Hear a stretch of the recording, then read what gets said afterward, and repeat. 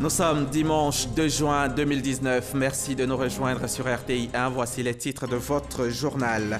Le Premier ministre Amadou Gon Coulibaly, qui est depuis quelques jours en Arabie Saoudite, a assisté vendredi aux travaux de la 14e conférence au sommet de l'Organisation de la coopération islamique. Sommet dont le thème retenu est main dans la main vers l'avenir. Nous irons à la Mecque au tout début de ce journal où nous attend Mahama Traoré. Ensemble, préservons et restaurons notre environnement pour de meilleures conditions de vie. C'est le thème de la quinzaine de l'environnement et du développement durable 2019, prévu du 5 au 17 juin prochain. L'événement a été officiellement lancé cette semaine par Joseph Sekaseka, le ministre de l'Environnement et du Développement durable.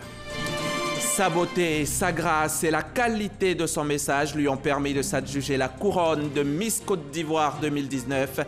Gay Tara, 22 ans, étudiante, a été sacrée à l'issue de la soirée qui a eu lieu hier samedi au Sofitel Hôtel Ivoire d'Abidjan. La nouvelle reine de la beauté repart avec plusieurs lots, dont une voiture et la somme de 3 millions de francs CFA. Dans le cadre de la mise en œuvre de la stratégie nationale de protection sociale adoptée par le gouvernement en mai 2014, le projet Filets sociaux productifs est entré en vigueur en août 2015 pour la période 2015-2020.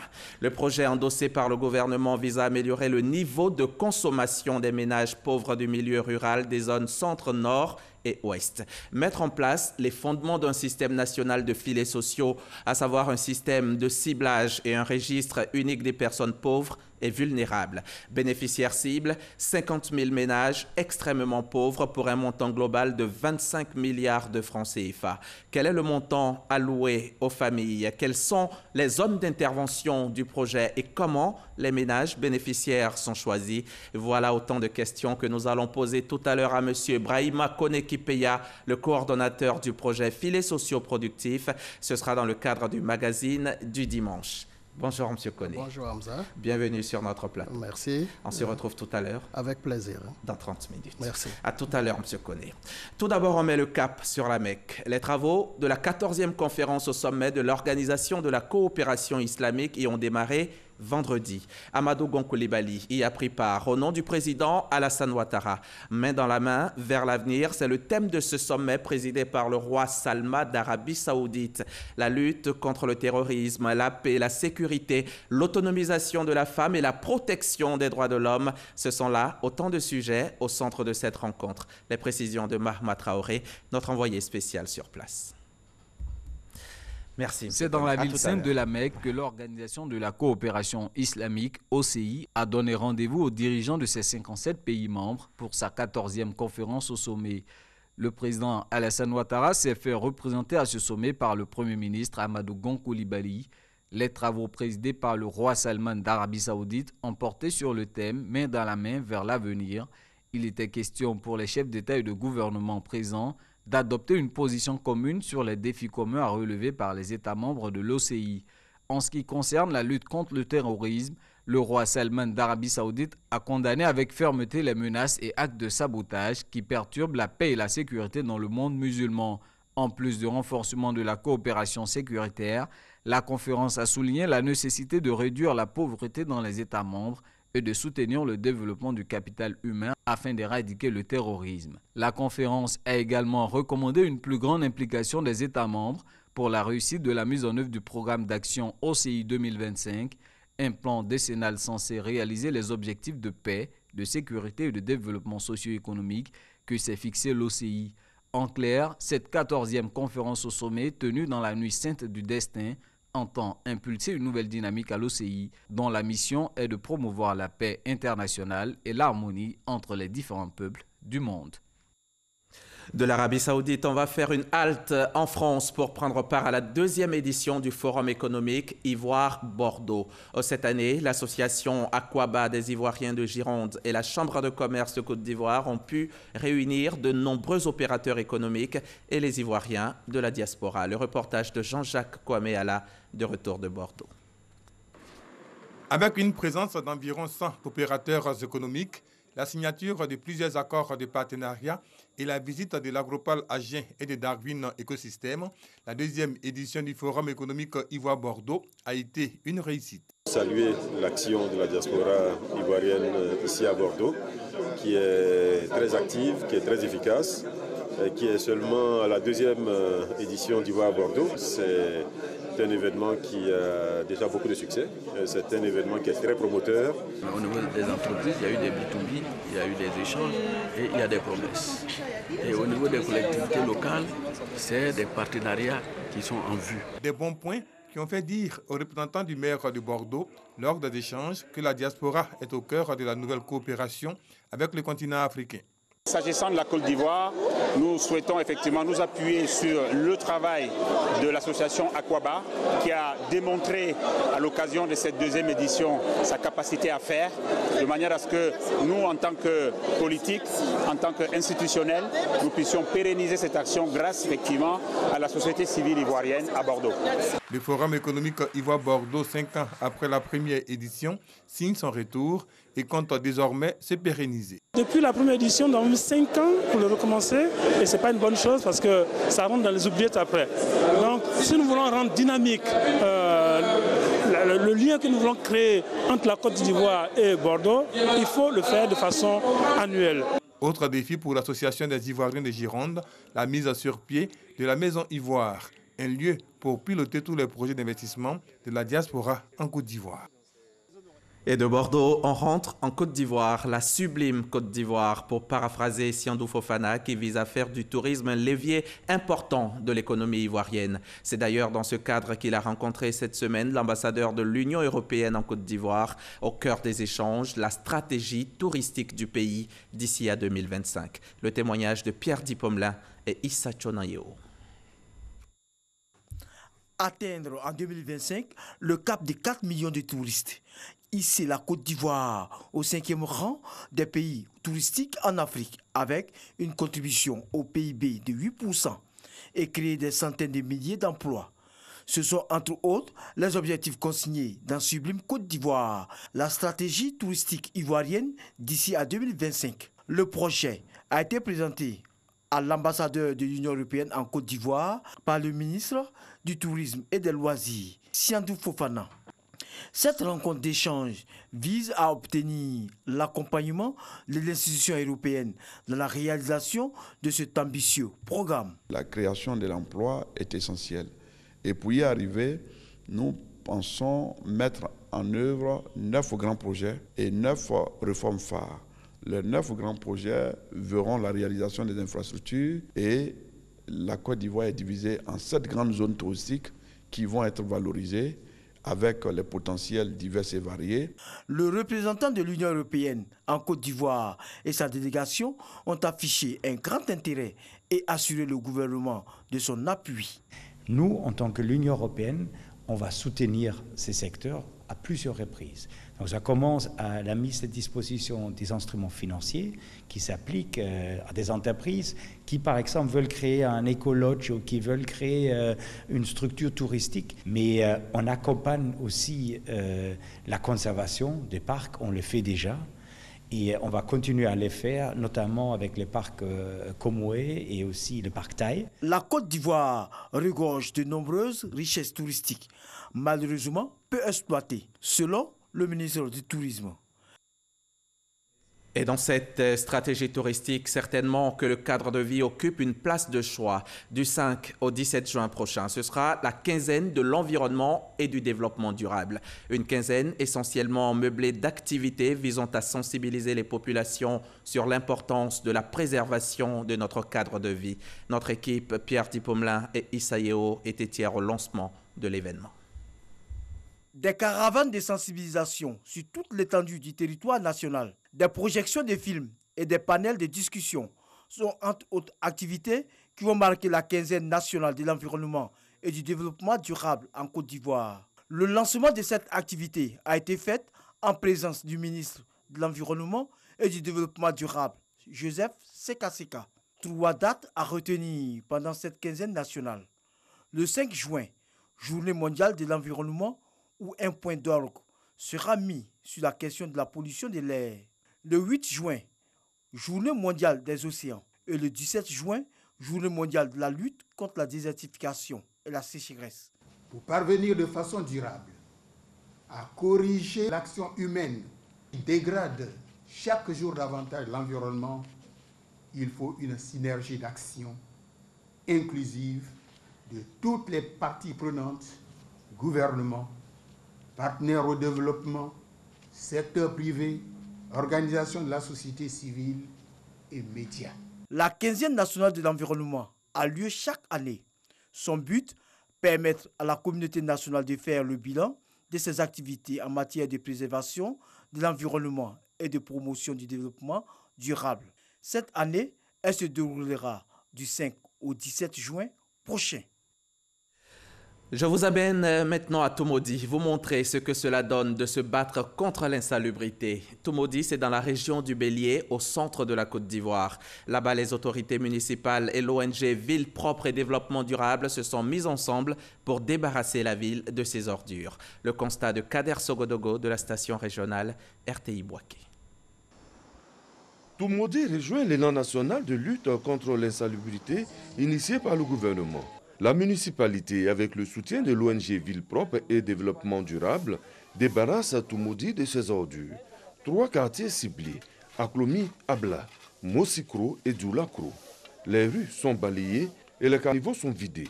La salubrité à tout prix. La vision du conseil municipal, c'est de faire de Tumodi une ville verte et propre, moderne, à l'horizon 2030.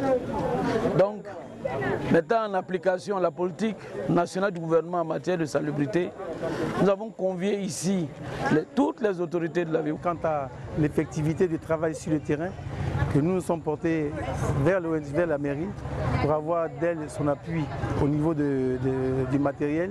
Et nous fournissons nos volontaires pour pouvoir les aider à travailler, à rendre la ville de Tumodi très très propre.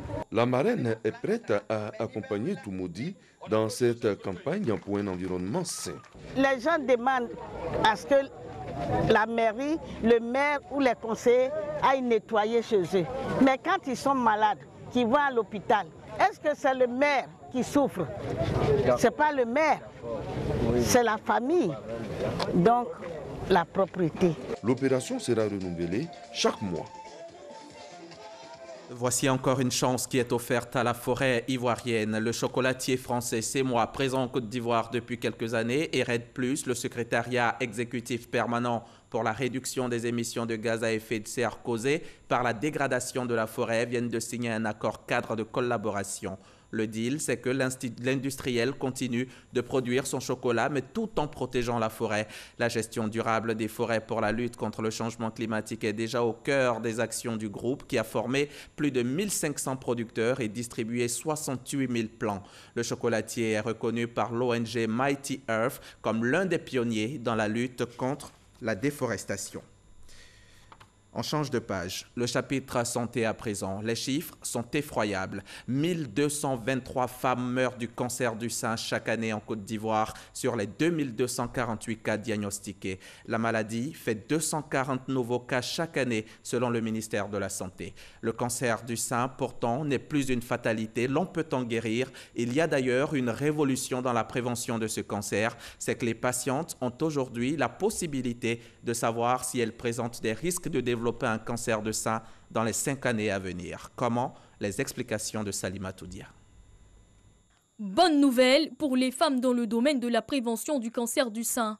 Il est possible de prédire dès l'âge de 35 ans son risque de développer le cancer du sein sur 5 ans, explique le docteur Sagachan aux praticiens ivoiriens au cours d'une conférence. Avec un prélèvement d'ADN, un algorithme d'intelligence artificielle ou encore l'imagerie mammaire, on a la possibilité de prévenir le cancer du sein. Cet algorithme d'intelligence artificielle compile toutes ces données-là pour une même femme, ajoute la donnée personnelle, la donnée génétique, la donnée de radiologie et avec la combinaison de ces données-là aboutit au risque de cancer du sein ou pas. Chaque femme a un risque génétique différent de développer un jour un cancer du sein.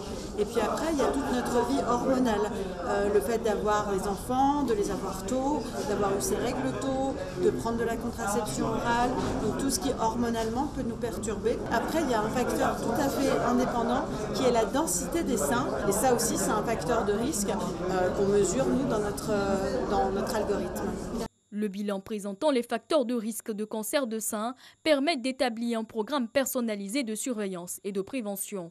Pour le programme national de lutte contre le cancer, c'est une révolution à prendre en compte. C'est très intéressant parce que ça nous permet de prévenir et donc d'éviter ce qu'on appelle une escalade thérapeutique, c'est-à-dire de donner beaucoup de médicaments qui coûtent cher et qui sont lourds à supporter chez la femme. Ce serait intéressant que la Côte d'Ivoire se l'approprie, surtout dans un programme national. C'est des choses à étudier. Le test peut être réalisé à présent dans une clinique privée de la place. En Côte d'Ivoire, 1223 femmes meurent chaque année sur les 2248 cas diagnostiqués et la maladie fait 240 nouveaux cas chaque année, selon le ministère de tutelle. Le cancer du sein est redoutable, mais avec plus de 17 millions de décès chaque année, les maladies cardiovasculaires restent la première cause de mortalité dans le monde. En Côte d'Ivoire, le Conseil régional de l'Agnébitiassa a décidé de s'y attaquer. Méthode choisie, le dépistage et la sensibilisation. Éric Goré. Les maladies cardiovasculaires font de plus en plus de victimes en Côte d'Ivoire. Les structures de santé, les autorités administratives et politiques s'investissent dans la lutte afin de faire reculer ces maladies métaboliques, appelées aussi maladies silencieuses. C'est le cas du Conseil régional de l'Agnébitiassa, avec à sa tête Pierre Ngou Demba, qui a entrepris une campagne de sensibilisation contre ces maladies cardiovasculaires, ponctuée d'opérations de dépistage gratuit et de prise en charge des malades. Nous avons décidé, pour cette première année de notre mandat, de placer notre activité avec pour priorité la santé et l'éducation. Hier, nous sillonnons tous les départements pour visiter les centres de santé, mais également les hôpitaux. Et aujourd'hui, beaucoup d'activités ont démarré sur le terrain. Demain, ce sera d'autres activités. Ce que nous souhaitons, c'est que nous puissions nous rassembler. Nous puissions développer plus d'amour entre les fils et filles de la région pour faire de cette belle région, la région de l'Agnébitiassa, une région prospère où il fait bon vivre. Cette action de portée sociale jugée satisfaisante par les populations bénéficiaires. Manger et surtout bien manger, ça contribue aussi à être en bonne santé. La viande est maintenant disponible dans les marchés. Tout est bien qui finit bien. Après plus d'une semaine de crise dans la filière, les choses sont entrées dans l'ordre. Chevillards et bouchers se sont remis au travail dès l'annonce par le gouvernement de la suspension des frais d'abattage et de taxes d'inspection sanitaire. Le constat est signé Pierre Dipomelin dans un récit de Mamadou Kwasi. La salle d'abattage tourne en plein régime. C'est la reprise des activités après les perturbations observées ces derniers jours à l'abattoir de Port-Boué. Cette heureuse situation est le résultat des discussions initiées par le gouvernement entre les acteurs de la filière bétail et le district d'Abidjan. Les animaux sont entrés pratiquement à partir de 21h, 22h et nous avons effectivement repris. Les marchés sont ravitaillés en viande au grand plaisir des consommateurs. La population peut venir payer comme d'habitude ce qu'ils payaient. Donc on va le vendre comme ça, maintenant il y a des ventes. La semaine dernière c'était un peu compliqué, on n'a pas eu la viande. Donc aujourd'hui je suis venue, je suis satisfaite, j'ai eu ma viande, j'ai acheté au prix auquel j'ai acheté avant. Ça m'a fait plaisir aujourd'hui que je viens trouver la viande et puis pour pouvoir partager avec les gens que j'aime. Un comité mixte chargé de trouver des solutions définitives est mis en place et devra dès ce lundi se mettre au travail. Et c'est une bonne nouvelle pour les musulmans qui célébreront très certainement dans quelques jours la fête de Ramadan. Le mois de jeûne tire à sa fin, mais jusqu'au bout, le partage et la générosité sont de mise. La communauté musulmane de Kwasi d'Atekro vient de recevoir un don de vivres offert par le Premier ministre Amadou Gon Coulibaly. C'était en présence de notre correspondant dans la région, Herman Niamien. 2,5 tonnes de riz, de sucre, de lait et de pâtes alimentaires pour les populations de la commune de Kwasi d'Atekro. C'est un don du Premier ministre Amadou Gon Coulibaly pour soutenir la communauté musulmane de cette localité en cette période de pénitence.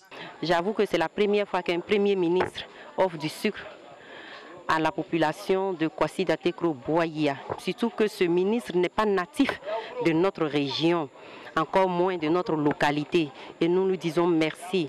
Nous nous transmettons la reconnaissance de nos parents. Recevant les dons, les populations n'ont pas manqué de traduire leur reconnaissance aux donateurs pour ce geste d'une haute portée sociale. C'est vraiment un soulagement pour nos parents à une période de jeûne de Ramadan une période de pénitence. Donc je voudrais ici, en tant que fils de Kwasi Datekro Boahia, au nom de tous nos parents musulmans, dire sincèrement merci à monsieur le Premier ministre Amadou Gon. Après la remise officielle à l'imam principal de la mosquée de Kwasi Datekro, le don a été réparti entre les différents fidèles musulmans de la commune.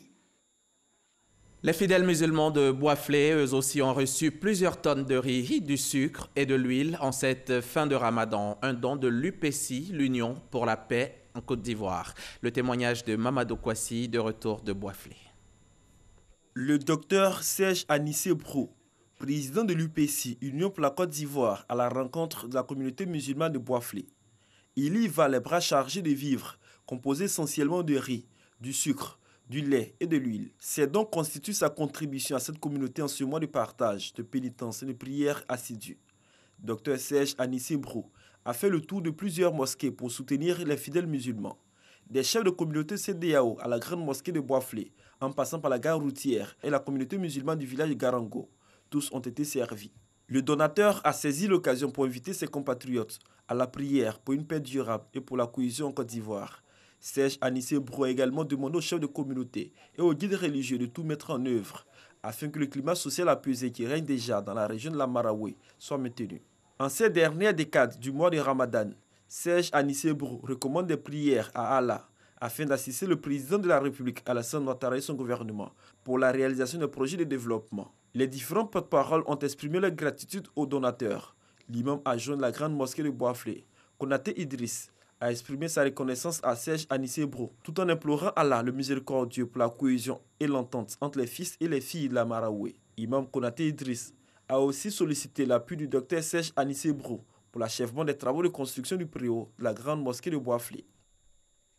C'était un don de l'UPC, l'Union pour la Côte d'Ivoire. La nuit du destin, c'était dans la nuit de vendredi à samedi. Une nuit de prière qui vaut à elle seule plus de 1000 mois d'adoration pour les musulmans. Elle a été célébrée partout en Côte d'Ivoire. Là, je vous emmène dans les mosquées de Mans et de Boaké avec nos différents reporters. À la 3e région militaire de Boaké, l'aumônerie militaire musulmane a sacrifié à la tradition en célébrant la nuit de la destinée. L'imam Fani Mamadou a souligné l'importance que revêt cette nuit avant d'inviter ses coreligionnaires à bannir toute forme de violence, d'incivisme et à épouser les valeurs de paix, de cohésion et de tolérance comme le recommande l'islam. À Guiglo, un moment de recueillement, de prière et de méditation. Après la grande prière, place au sermon. L'imam a exhorté les fidèles à intégrer les valeurs qui ont caractérisé la vie du prophète, droiture, foi et piété, mais aussi à être des artisans de paix. Au nombre de ceux venus communier, la présidente du conseil régional du Cavali, la ministre Anna Désiré Oloto, qui a auparavant remis un don en vivres et non-vivres aux musulmans des 4 départements de la région du Cavali. Le samedi 1er juin restera une date mémorable pour tous les chrétiens de l'église Notre-Dame de la Tendresse à Abidjan. C'est le jour de la consécration de leur paroisse, une consécration qui intervient après 12 ans de travaux. La construction maintenant achevée, c'est une joie pour les paroissiens. De nombreuses autorités politiques, administratives, religieuses et coutumières ont pris part à la messe d'action de grâce. Le reportage de Sita Soro. Fini les moments où les messes se faisaient sous des hangars. La chapelle d'autrefois est à présent une paroisse consacrée. Après 12 ans, les travaux de construction de l'église Notre-Dame de la Tendresse de la Riviera Golfe sont achevés. Pour que cette église soit debout et belle, ça a été votre participation à vous tous, à vous tous. Vous avez donné de votre temps, vous avez donné de votre sueur, vous avez donné de votre argent, pour que cette église soit debout et belle. C'est la reconnaissance à Dieu pour ses bienfaits et pour ce qu'il a permis à nos fidèles de pouvoir réaliser cette œuvre à la gloire de Dieu. Mon âme bénit le Seigneur avec tous mes fidèles. Maintenant, nous allons engager la construction de nos âmes pour refléter véritablement le message de notre Seigneur Jésus. Pour cette consécration, Jean-Pierre Cardinal Coutois, archevêque d'Abidjan, n'a pas manqué de remercier les paroissiens pour leur patience et leur persévérance. Toutes choses qui ont conduit à la consécration de l'édifice. Il les a par la même occasion appelés à cultiver la paix. Il n'y a rien de plus cher pour les hommes que la paix. La paix est un autre nom du développement. Sans la paix, on ne peut jamais connaître le développement. Alors, je dis à tous les paroissiens de se battre, quel que soit ce qu'ils ont dans leur cœur. Dieu, c'est l'être de l'impossible. Qu'ils demandent la grâce de Dieu, qui féconde leur cœur pour que ce cœur s'ouvre à l'autre et qu'on travaille sérieusement à la cohésion et à la paix. Par des chants, des danses et des offrandes, les fidèles de l'église Notre-Dame de la Tendresse de la Riviera Golfe ont marqué leur reconnaissance au Seigneur.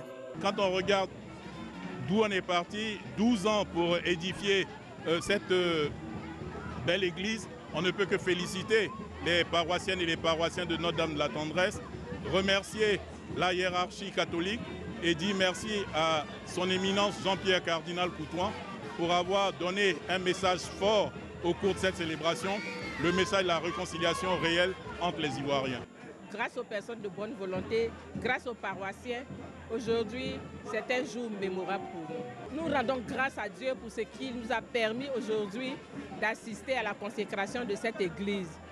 La paroisse Notre-Dame de la Tendresse de la Riviera Golfe est construite sur une superficie de 6000 m², avec 2500 places assises. Les travaux de construction ont débuté en juillet 2008.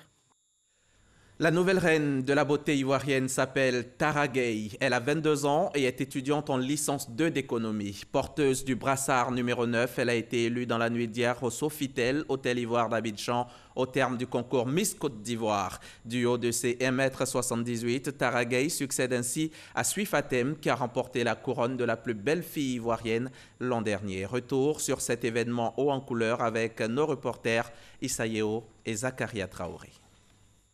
Avec le cumul de points des membres du jury et le vote du public, Tara Gueye, 1,78 m, 22 ans, étudiante en licence 2 de sciences économie, a été élue Miss Côte d'Ivoire 2019 au cours d'une soirée haut en couleur.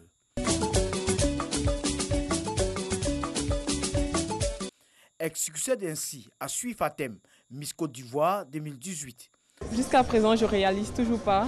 Donc, je pense que c'est demain que je vais réaliser que j'ai vraiment été élue Miss Côte d'Ivoire. Je compte travailler pour la cause des enfants autistes, qui me touche beaucoup. Et aussi, pour notre thème de cette année, la lutte contre la drogue. Le résultat de ce concours, qui s'est déroulé dans une chaude ambiance au Sofitel Hôtel Ivoire, rencontre l'adhésion du nombreux public et des personnalités de la sous-région.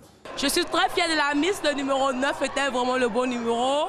Je pense que la jeune fille qui a été élue a rassemblé l'assentiment de tout le public. Je pense que nous avons reçu notre édition et j'espère que 2020 sera aussi bon.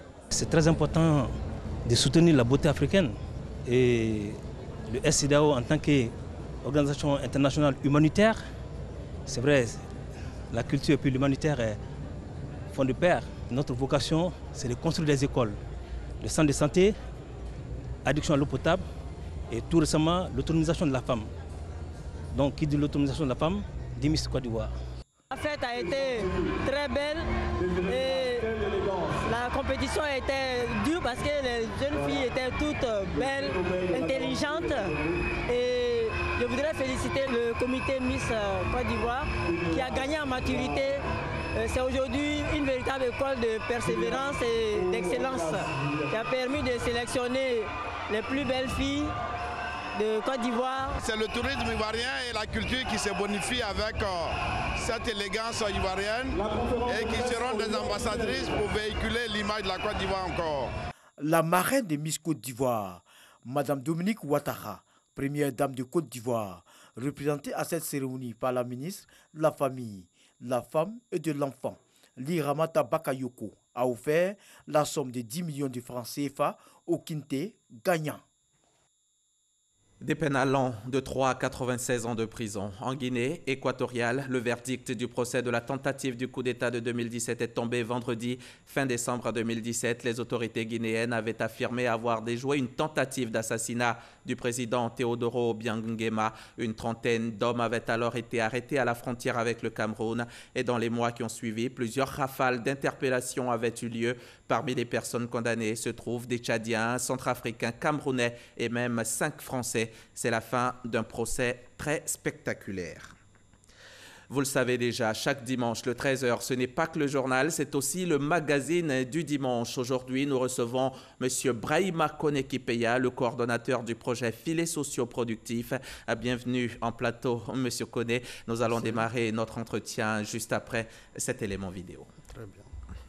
Filets socioproductifs, entendez par là création de conditions financières et techniques pour permettre aux ménages les plus pauvres d'améliorer leur niveau de vie. 36 000 francs CFA, c'est l'allocation trimestrielle accordée à un ménage en milieu rural qui gagnerait moins de 335 francs CFA par jour. Le but de ce projet, mis en œuvre par l'État dans sa stratégie de protection sociale, est de favoriser l'autonomisation des bénéficiaires. 36 000 francs CFA à un ménage, c'est aussi un appui aux activités génératrices de revenus, autrement dit, une gestion rationnelle des allocations avec 200 travailleurs sociaux non fonctionnaires pour assurer leur encadrement. Ajoutez à cette mesure d'accompagnement l'accès aux services sociaux de base pour les bénéficiaires. De 2017, année de démarrage effectif du projet à ce jour, on enregistre 50 000 ménages bénéficiaires répartis dans les 882 villages des régions du centre, nord et ouest de la Côte d'Ivoire. La chaîne de solidarité mise en place par l'État et son partenaire technique et financier, la Banque mondiale, devrait s'étendre à au moins 125 000 ménages en 2020 avec la prise en compte des zones urbaines et périurbaines pauvres. Alors, M. Koné, on l'a vu, hein, Salimatou Dia nous a expliqué ce qu'est le projet de filets sociaux, mais vous dites-nous de façon encore plus simple, qu'est-ce que c'est le projet filets socioproductifs? Bien, merci. Le projet filets socioproductifs est une action majeure de l'agenda gouvernemental qui est placé sous la houlette de Madame le ministre de la Solidarité, de la Cohésion sociale et de la lutte contre la pauvreté, le professeur Mariatou Koné. Et dans le cadre de ce projet, il s'agit de redistribuer les fruits de la croissance et de faire en sorte que les Ivoiriens qui sont en situation d'extrême vulnérabilité, partout où ils se trouvent sur l'étendue du territoire national, puissent bénéficier d'une attention particulière. C'est donc un projet qui s'inscrit dans le cadre du deuxième axe stratégique du plan national de développement qui se rapporte à l'accélération du développement du capital humain, mais il est également en date beaucoup plus récente au cœur des 12 mesures phares du programme social du gouvernement. Alors, de manière plus concrète, cela a été dit dans votre reportage, il s'agit donc d'allouer tous les trimestres, tous les 3 mois, 36 000 francs CFA à des ménages qui sont ciblés parmi les plus pauvres du milieu rural. D'accord. Si je vous demande qui est concerné, vous me direz les ménages les plus pauvres. Mais comment se fait le ciblage? Comment ces ménages sont choisis, justement? C'est une bonne question parce que dans l'imagerie populaire, vous savez que la pauvreté, a priori, elle est partout et chacun relativement se sent concerné. D'où la question de savoir comment est-ce que nous procédons pour prioriser. Alors, pour ce faire, nous avons une approche de ciblage à 3 dimensions. La première, c'est le ciblage géographique sur la base des données de l'enquête niveau de vie des ménages de l'Institut national des statistiques. Nous ciblons donc les localités où il y a les scores de pauvreté les plus élevés. Par la suite, une fois que nous sommes dans ces localités, puisque nous intervenons dans le milieu rural, sur la base du fait que le taux de pauvreté en milieu rural est plus élevé qu'en milieu urbain, il est de 56,8% contre 35,9% en milieu urbain. Donc, sur cette base, dans le milieu rural, il y a donc une enquête qui est systématiquement menée dans les villages où la pauvreté est en recrudescence. Donc, chacun des ménages est visité, un questionnaire est administré pour savoir quelles sont les commodités de vie, quelles sont les privations d'accès aux préoccupations de santé, d'éducation. Et sur cette base, les besoins primaires, il y a un listing qui est généré par la démarche statistique. Évidemment, comme toute approche statistique, il peut y avoir des marges d'erreur. Alors, il y a un arbitrage qui est prévu. Il y a un arbitrage qui est prévu et c'est le dernier niveau qui est très important. Le gouvernement nous a donné des instructions fermes dans ce sens afin que la validation communautaire soit intégrée comme une dimension importante. Donc le corps préfectoral, ensemble avec les chefs de village, les leaders des jeunes, les leaders des femmes, tout le monde se retrouve et regarde le listing qui est généré par l'approche statistique de manière à ce que la démarche soit la plus rigoureuse et la plus transparente possible. D'accord. Je vais maintenant vous demander comment c'est financé tout ça. Le projet bénéficie d'un financement conjoint de l'État de Côte d'Ivoire et de la Banque mondiale à hauteur de 25 milliards de francs CFA pour ce qui concerne la valeur nominale du prêt. mais avec la fluctuation des devises, nous sommes en réalité à ce jour à 29 milliards de francs CFA qui sont dédiés à ce projet qui a commencé à être exécuté depuis 2015 et qui devrait donc, pour la première génération de financement, s'achever en octobre 2020. Je dis bien la première génération parce que le Premier ministre, ministre du Budget et du portefeuille de l'État, chef du gouvernement, vient donc d'obtenir de la Banque mondiale une rallonge de financement qui permet de se projeter sur la période 2020-2024 pour un montant de plus de 89 millions d'euros. Mais avec son leadership, il a également obtenu auprès de la Banque africaine de développement un financement complémentaire qui permettra donc de pouvoir élargir la couverture dans le cadre du programme social du gouvernement. Et là, on parle de plus de 75 000 ménages. 75 000 ménages pour le financement additionnel de la Banque mondiale, mais dans le cadre du PS-Gouv, les objectifs sont plus grands. Il s'agit de faire en sorte qu'à l'horizon 2020, nous puissions couvrir au minimum 125 000 ménages. 125 000 ménages d'ici 2020, mais sur un total d'à peu près 680 000 ménages pauvres, vraiment extrêmement pauvres en Côte d'Ivoire. Oui. Le gap n'est pas énorme, ce qui le gap n'est pas énorme, je puis vous dire, parce qu'en fait, le projet filet socio-productif n'est qu'un instrument. Dans un écosystème d'éléments de réponse que le gouvernement déploie, il y a donc beaucoup d'autres initiatives qui impactent d'une manière ou d'une autre la pauvreté dans le milieu rural comme dans le milieu urbain. Et c'est d'ailleurs pourquoi le financement additionnel et l'extension de la couverture permettra d'aller au-delà du milieu rural pour couvrir désormais le milieu urbain. Et vous avez parlé tout à l'heure de fluctuations, ce qui a permis à ce que les 25 milliards soient rallongés à 29 milliards. Les 4 milliards en plus vous ont permis d'augmenter le nombre de ménages concernés. De 35 000, on passe à 50 000 ménages. À 50 000 oui, parce que l'engagement contractuel est porté sur 35 000 ménages, mais nous l'avons atteint en fin d'année 2018 et sur les ressources complémentaires, nous avons donc pu bonifier la cible de 15 000 ménages. Il y a donc désormais 50 000 ménages qui reçoivent régulièrement tous les trimestres le montant de 36 000 francs CFA. Et le moyen de paiement? Le moyen de paiement, c'est la téléphonie mobile et une étude nous avait permis de constater qu'il y a un fort taux de pénétration dans le milieu rural de la téléphonie mobile et sur cette base, nos parents savent manipuler cet outil pour certains, beaucoup moins pour d'autres, mais en tout état de cause, c'est un outil qui permet de garantir la traçabilité, la flexibilité, de manière à ce que les bénéficiaires puissent se doter d'un porte-monnaie électronique. Donc vous voyez qu'il y a là un puissant moteur d'inclusion financière, de bancarisation, qui permet donc, n'est-ce pas,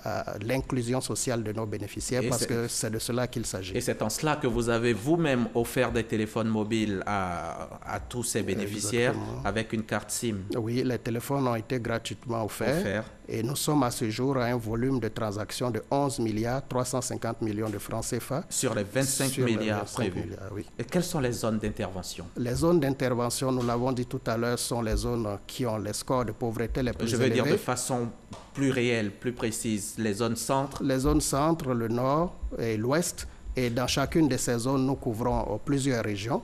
Pour ne citer que quelques-unes, la région du Béké, du Hambol, du Tongpi, où nous avons 122 villages et 9 300 bénéficiaires. Le Poro, où nous avons 4 000 bénéficiaires. Et plus près de nous, dans le Bélier, où nous avons quand même 5 000 ménages bénéficiaires et 115 villages qui sont couverts. Donc au total, ce sont 16 régions de ces zones qui sont couvertes, à raison de 882 villages, je dis bien 882 villages sur les 16 régions qui sont couvertes. Et jusqu'à quand ces bénéficiaires recevront cette aide? À vie? Non, pas du tout, parce que le projet va courir déjà pour la première génération, je l'ai dit, jusqu'en 2020. Octobre 2020. Donc ceux qui ont commencé à recevoir les transferts au mois de mars 2017 devraient donc sortir au mois d'octobre 2020. Donc il y a 3 ans qui permettent donc de garantir la résilience de ces ménages qui sont bénéficiaires. Donc 3 ans, ça vous donne le temps d'avoir la prévisibilité et la régularité d'une ressource qui vous permet de vous organiser et donc de vous affranchir du cercle vicieux de la pauvreté. Pendant que je travaillais le sujet, j'ai un collaborateur qui m'a demandé de vous poser cette question. Pourquoi au lieu de leur envoyer de l'argent, on ne leur crée pas peut-être une activité génératrice de revenus? Alors, au lieu de donner à chaque fois du poisson à quelqu'un, mieux vaut lui apprendre tout de suite. Comme le dit le professeur Maria Tokone, le ministre en charge du projet, l'a déjà dit sur le plateau de RTI Reçoit, effectivement, mieux vaut, n'est-ce pas, apprendre à pêcher qu'à donner le poisson. Mais dans le cadre du projet, nous ne faisons pas que l'allocation du transfert. Il y a donc une batterie de mesures d'accompagnement, déjà pour améliorer les pratiques familiales essentielles, relatives à la nutrition, la scolarisation des enfants, les soins de santé, mais également l'inclusion productive, c'est-à-dire les inciter à produire des activités génératrices de revenus et donc préparer leur sortie. L'idée, c'est de faire en sorte que ce revenu régulier puisse permettre aux bénéficiaires d'améliorer la consommation et l'accessibilité aux services, mais aussi en même temps, comme vous le dites si bien, apprendre à pêcher. Pourquoi un montant de 36 000? Pourquoi spécialement 36 000 francs 36 000 parce que 36 000, ça a été calculé sur la base du seuil d'extrême pauvreté, qui est de 335 francs jour. 335 francs jour, ramené au mois, vous êtes à 10 050 francs.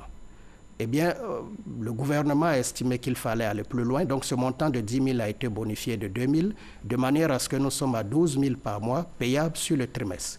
Mais je peux vous dire qu'en matière de filets sociaux, la démarche ne consiste pas à tuer la capacité de travail. Ce n'est pas d'allouer un revenu de remplacement. C'est juste de tendre la main à ceux qui sont dans les profondeurs de la pauvreté pour les aider à se relever. Donc, on vous donne le minimum qui vous permet de manifester votre dignité humaine, c'est-à-dire le seuil d'extrême pauvreté, on vous remet au-dessus. 335 francs jour, ça vous ramène à 122 000 par an. Lorsqu'on a la possibilité, dans cette politique sociale du gouvernement, de vous permettre d'accéder à 144 000 par an, il y a quand même de quoi vous affranchir, n'est-ce pas, de votre statut initial. Et c'est suffisant, 36 000, comparativement aux autres pays? Ailleurs, il y a 10 000 francs, d'autres pays payent 25 000 francs tous les 2 mois. C'est le principe des filets sociaux. Il ne faut pas que le montant soit trop dérisoire, ça doit être le minimum qui permet de manifester la dignité humaine, comme je l'ai dit, au-delà du seuil d'extrême pauvreté, les 335 francs jour, mais il ne faut pas non plus que ça tue la capacité de travail. C'est pourquoi dans des pays de référence comme le Brésil, ce montant est de 13 000 francs CFA par mois. Au Sénégal, il est de 25 000 francs CFA par trimestre. Le mois. Au Niger, il est de 10 000 tous les mois. Donc, c'est un peu le principe des filets sociaux, d'apporter donc une assistance qui ne doit pas inhiber la capacité ou la volonté de travail des bénéficiaires. Quel est le dispositif d'encadrement de ces bénéficiaires? Évidemment, vous l'avez dit tout à l'heure, dans le sens d'apprendre à pêcher, il aurait fallu bien sûr qu'on pense la dimension de l'accompagnement. Oui. Donc, Madame le ministre Maria Tokone nous a engagés à faire en sorte que les travailleurs sociaux fonctionnaires qui sont déjà dans la zone d'intervention du projet, ils sont au nombre de 242, intervenant dans une quarantaine de centres sociaux, qu'ils soient donc renforcés par des travailleurs sociaux contractuels. Ce sont donc 200 jeunes diplômés de l'Institut national de la formation sociale qui ont été donc reversés dans une relation de proximité avec les bénéficiaires, ce qui donc a permis par ailleurs, vous le voyez, d'obtenir 200 emplois pour des jeunes qui étaient en situation de demande d'emploi. Jusque-là, 11 milliards de francs déjà dépensés.